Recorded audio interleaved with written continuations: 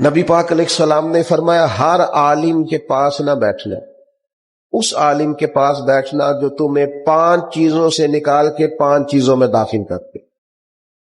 یا رسول اللہ صلی اللہ تعالی علیہ وسلم کون کون سی؟ تو حضور نے فرمایا اس عالم کے پاس بیٹھنا جو تمہیں شک سے نکال کے یقین کی طرف لے آئے، دوسرا وہ تمہیں ریاکاری سے نکال کے اخلاص کے زمرے میں لے آئے، اور تیسرا نبی پاک صلی اللہ تعالی علیہ وسلم نے فرمایا وہ تمہارے دلوں سے دنیا کی خواہش نکال کے اور تمہارے دل میں تمہارے رب جو تمہیں آخرت میں چیزیں دینے والا ہے اس کی محبت تمہارے دلوں میں پیدا کر دے۔ اور چوتھے نمبر پہ نبی پاک علیہ السلام نے فرمایا اس شخص کے اس عالم کے پاس بیٹھو جو تمہیں تکبر سے نکال کے عاجزی کی طرف لے جائے۔